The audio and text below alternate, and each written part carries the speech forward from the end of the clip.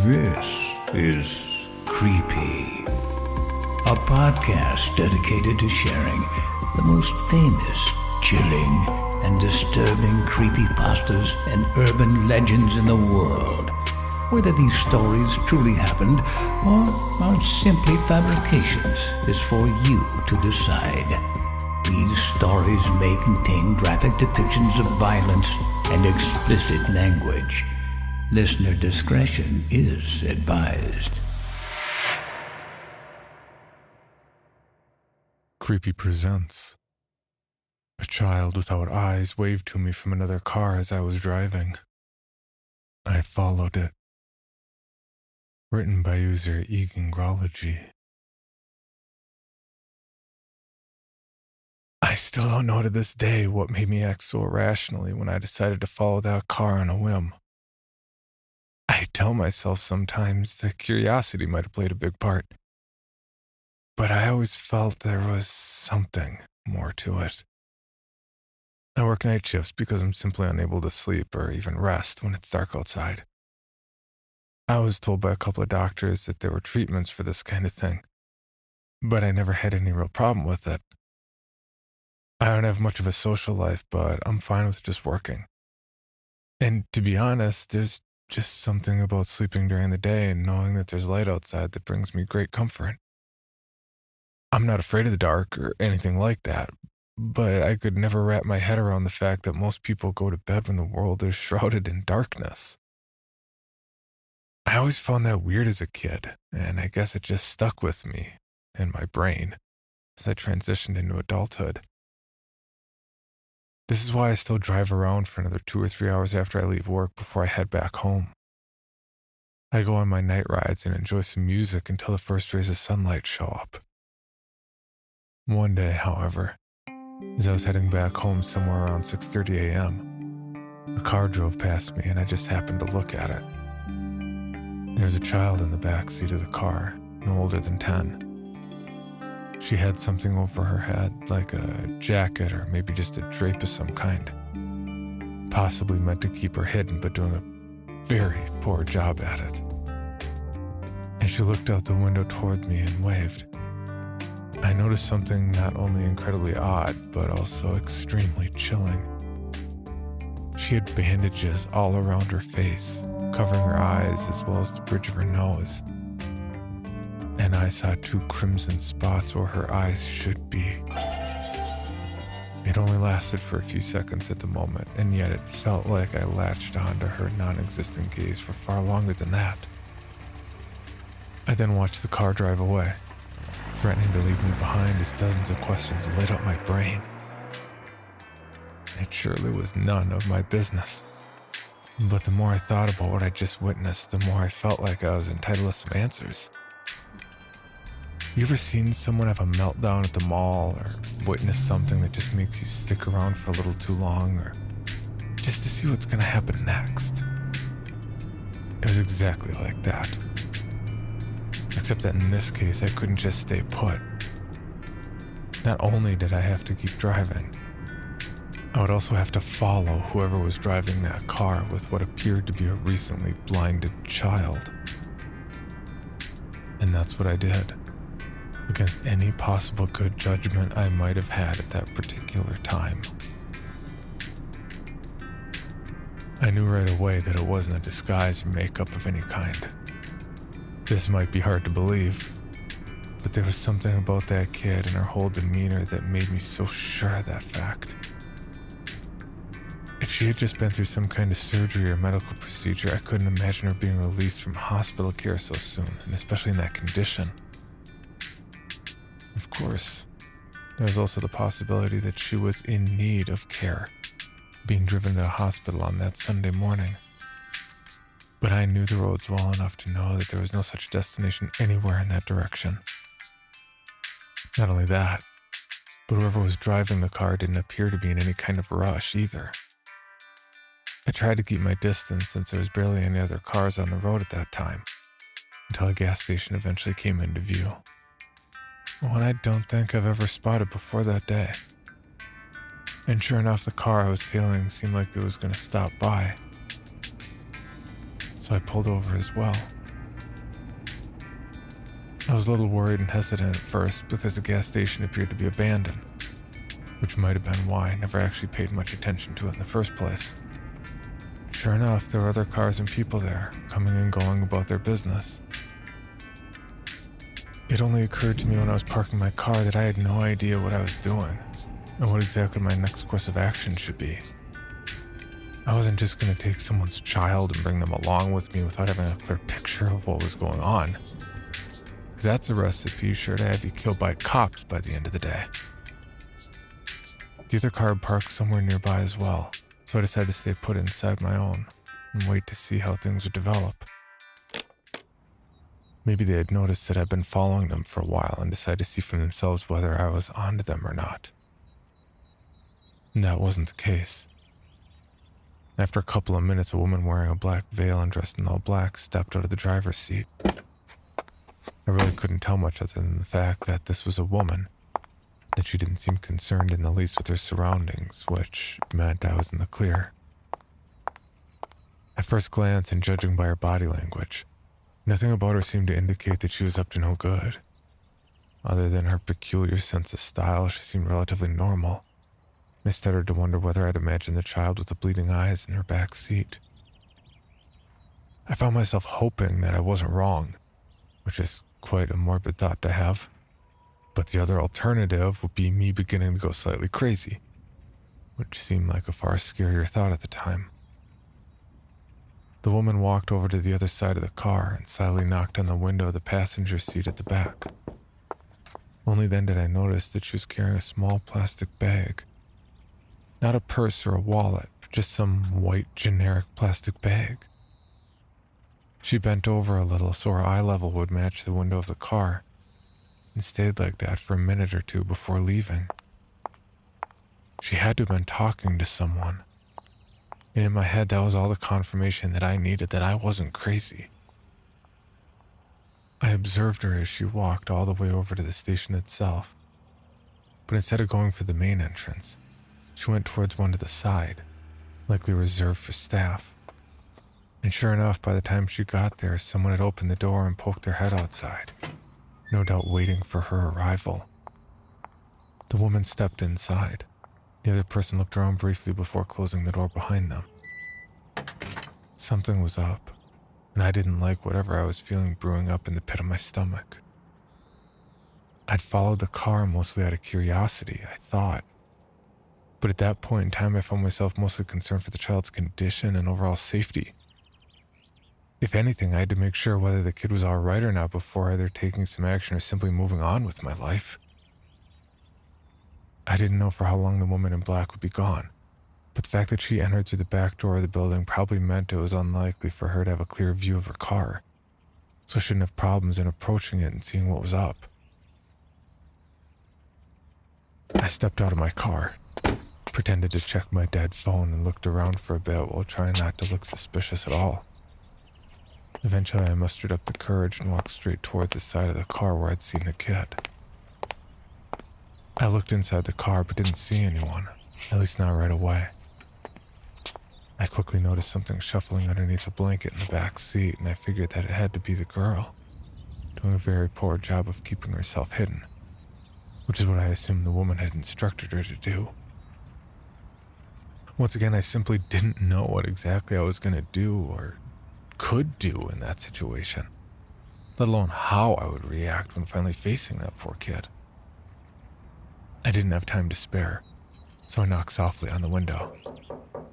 The shuffling stopped abruptly until whatever was under the drapes perked up and cast it aside, revealing itself as it turned towards the source of the sound. My heart sank, not out of fear, but pity. I don't have any kids, but there was something so sweet and pure about this little girl that I was immediately crushed by the sight of her bandages and what ravages lay underneath. The blood spots on her bandages only made it worse. They had formed two little circles where the eyes would normally be, which then trickled downwards, forming two uneven lines, almost giving the impression that she'd been crying. Whatever happened to this girl? I know she didn't deserve it.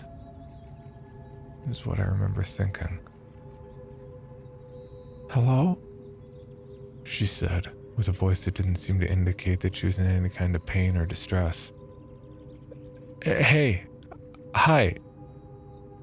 She immediately flinched, no doubt after hearing a stranger's voice, and moved further away from the window before retreating back under the covers.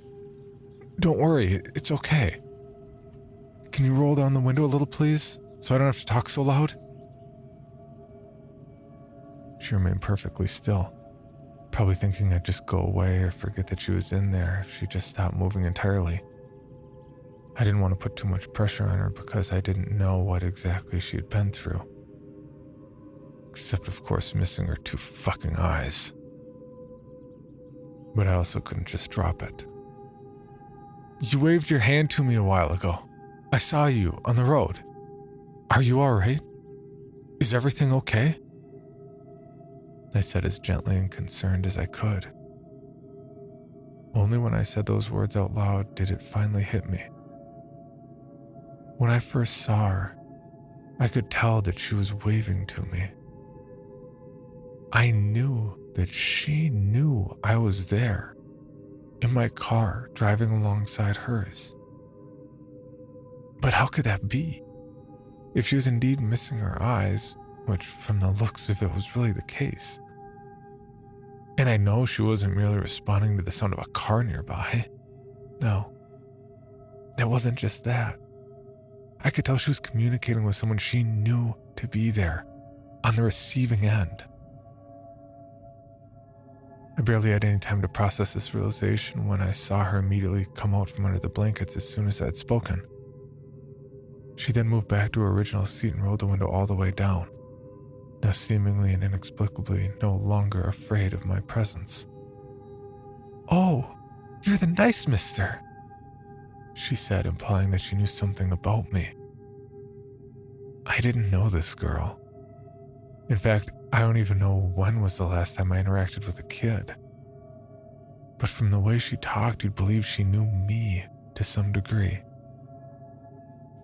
But she couldn't possibly know me, or more than anything, she couldn't have possibly seen me or recognized me from anywhere. Not when she had those bloody bandages over her eyes. Realizing this made me snap back to reality and ask her the only question that mattered. "Hey, are you okay?" "Yes, mister." "Are you sure?" "Yes. Is something wrong?" Was there something wrong?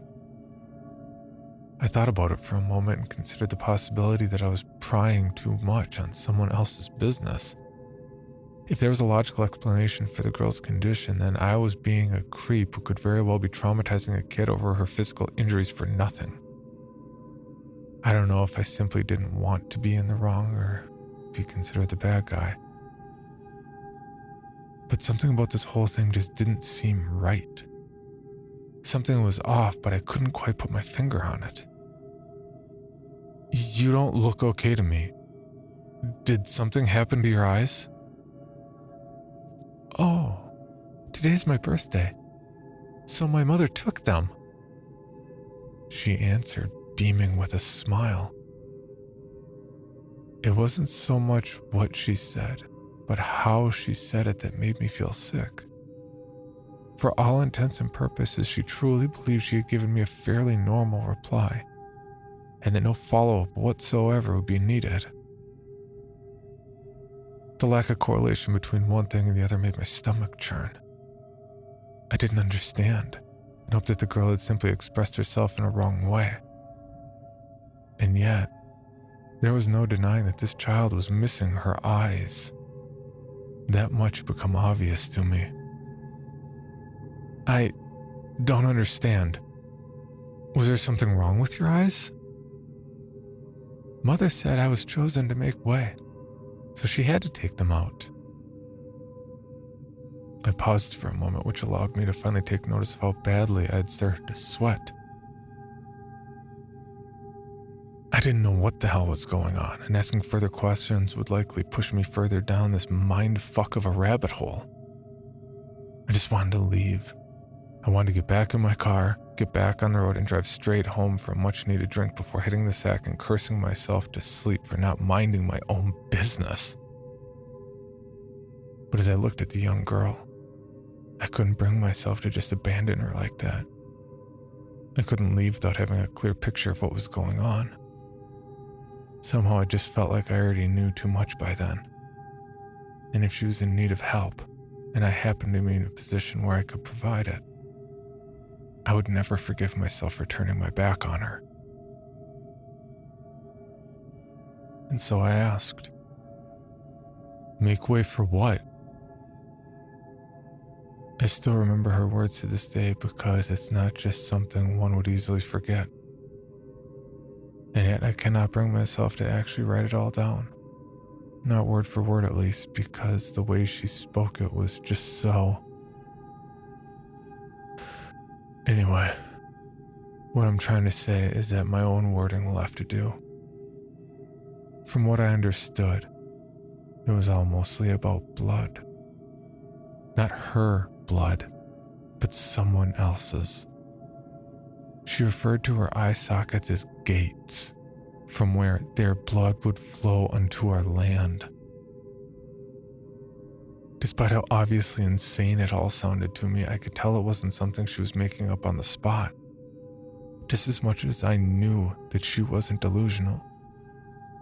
No, she was very clearly reciting something that she had learned by heart. Someone had taught her and pounded it into her little brain until it became truth, a belief. She never gave up any specific information, nor did she mention actual names, only weirdly sounding ranks. But it was all more than enough for me to come to the conclusion that it had to be a crazed cult of sorts, or something like that. I've never been much of a religious person, and I've always thought that people should be allowed to believe in and pray to whatever they wanted as long as they're not hurting anybody else. But this? Removing a child's eyes under the belief that someone else's blood would come pouring through them from the fuck knows where? Unfathomable, unforgivable, insane.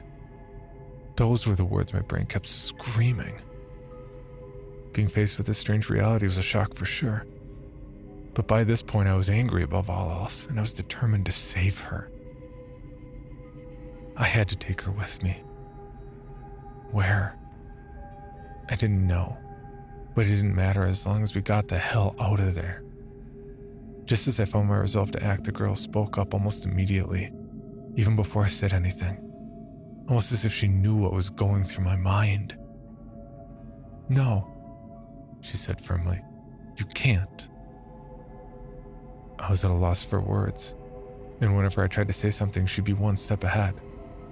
"You will die. The only way for you to be alive by the end of the day is to go back to your car, alone." I shook my head and tried opening her door, but it was locked. "You have to go. Mother's on her way back now." I'd completely forgotten about her. In fact, I'd forgotten about most things completely due to the nature of the discussion I was having. I immediately shot up and looked around, but there didn't appear to be anyone heading our way. "I can't let you stay with these people. Something is very wrong with them. You understand? You need to come with me. I'll get you to the police or hospital or something, but they're all part of it. Most of them are around these parts. You can't do anything because you don't really know anything. Only one person can save me, and it's not you."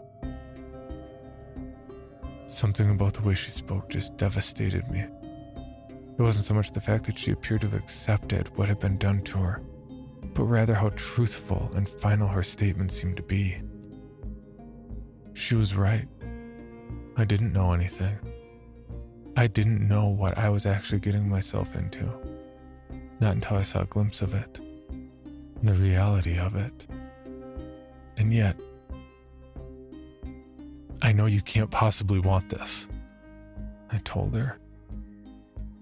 The next words I heard were uttered from behind my back. "Step away from the car." I turned around and froze. Just in front of me, not 20 feet away, was the woman that had been driving the car. The one dressed in black, with a dark veil still covering her face. The woman the girl referred to as Mother. And just beyond her, neither too close or too far from where she was standing, were another 15 people or so, all just standing perfectly still. I recalled what the girl said about me dying, and fear suddenly took over. I could feel it in the air and in the presence of all those individuals. But Mother, especially, she was the one that fervently gave off that sensation the most. That I was nothing to them, and that they could get rid of me as easily as someone flushes shit down the drain. They looked at me almost as if I wasn't human like the rest of them. Just an aberrant, lowly life form that had trespassed upon their affairs. "You shouldn't have followed us. You shouldn't have come here," the woman said, almost with a hint of sadistic satisfaction. "And you definitely should not have talked to the living gate, maggot." She took a step towards me, as did all the others. I instinctively took a step back, but immediately hit the side of the car, as I had nowhere else to go. For a brief moment, I really thought I was going to die then and there over something that was so beyond my comprehension. But I was saved. "Mother!" the girl in the car shouted. I immediately turned around to see what had caused her to shout. And the sight I was met with was enough to make my legs go numb as I hit the ground, horrified. The girl had removed her bandages, and through the crimson, freshly carved holes where her eyes used to be, an impossible amount of blood appeared to be spilling out. "It's time. We have to go," the girl continued, seemingly unfazed by what was happening to her. I tried to look away, but I couldn't avert my gaze from what I was witnessing. And that's what allowed the Mother to approach from behind without me taking notice right away. The girl is the one that alerted me to it. "Leave him. Do not touch him," the girl said. I turned to see the woman in black towering above me as she appeared to be staring intently at the girl inside the car. "Of course," the woman replied as she turned to face me. She lifted the veil that covered her face only slightly enough to reveal her lips, and promptly spit on me. I couldn't react to anything that was happening, as I felt it was just taking everything I still had left in me to hang on to any semblance of sanity. "Rejoice, filth. The drowning has begun. Soon you will be washed away by his blood, along with all of this," she said disgustingly as she waved her hands around towards the barren landscape in view. And just like that, without saying any word, she got back inside her car and left, along with the girl who seemed to have waved at me one last time as they drove away. All the other bystanders quickly got into their cars as well and followed theirs, leaving me behind in a cloud of smoke and dirt as if I'd never been there in the first place. I don't remember much of what happened next, but I do know that it took me a while to collect my thoughts, get back on my feet, and drive home. As you might have guessed, I never mentioned this to anyone, ever. Not until now. Even though I knew perfectly well that I hadn't imagined anything that happened to me on that early morning, I found myself trying not to dwell on it, see if I could forget some part of it, no matter how small. Now that I think back on it, I can see that I was simply trying to forget that I wasn't able to save that girl. It ate away at my conscience constantly whenever I tried picturing just what might have become of her. The sensation of helplessness and guilt haunted me for a long time, until the day I broke down and finally decided to investigate on my own, see if I could find any information whatsoever about any of it, that religion or whatever it was, the people involved, as well as the girl and what had become of her. My investigative skills didn't amount to anything, but one night I ended up overhearing a conversation at a bar by pure chance. A couple of guys, truckers, I think, were arguing about weird shit they'd seen on the road. It was almost like a drunken game to them, each trying to one-up the other every chance they got. But one of them got real quiet all of a sudden, right before he started talking about a strange incident from a few years ago. He wasn't there to see it for himself, he said, but a guy he knew from the local police force told him about it. A car had crashed. 2 fatalities. A woman and a young girl. He mentioned that the police swept it under the rug as an accident like so many others, when everybody involved knew that it was anything but normal. First, he said, it was obvious that this poor girl was missing her eyes way before the crash. But for some reason, the official version is that the crash itself caused all their injuries. Don't ask me why. And second, he paused, took a sip of his drink, and continued in a hushed tone. And second, the car had been nearly overflowing with fucking blood. Either that or there had to be some other passengers or deaths that remained unaccounted for some reason. Why, you ask? Because there's no way a couple of bodies, one of them belonging to a wee kid, mind you, would result in such a spillage of blood. He waited for his buddy to say something or react in some way, but he just stared at him with his mouth hanging open. Yeah. I think he said something about signs of a struggle. But like I said, only the girl and woman were found in that wreck. All that blood painted an impossible area of the road. My buddy's exact words. I tell ya, wasn't roadkill either. Had to be something else. Deep down, I think that was all I needed to hear. Learning of her death crushed my soul. But I can't say I ever held out much hope. It wasn't until I got home that night that I recalled what she had said to me. Only one person can save me, and it's not you. I could be wrong because I'm just a guy that doesn't know much about anything. But I think she was talking about herself. I think she caused the car to crash. But was that a decision that she made on the spot? Or was it something she knew would happen? Or that she could make it happen? Like I said, I don't know. But I do think about it from time to time. Either way, the truth is that whatever was put into motion that day came to a sudden halt with her death. And my gut tells me that she was somehow responsible for it. And yet, I can't say I'm at peace. Because I worry that, in time, there will be others trying to bring about the exact same thing.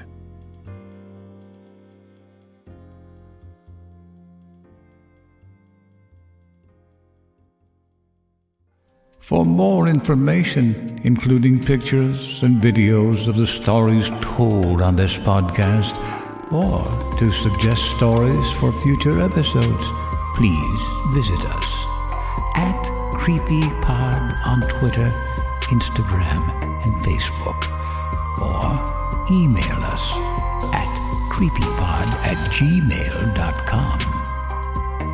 All stories told on this podcast can be found at creepypastawikia.com and are protected by a Creative Commons license. Some rights reserved unless otherwise stated.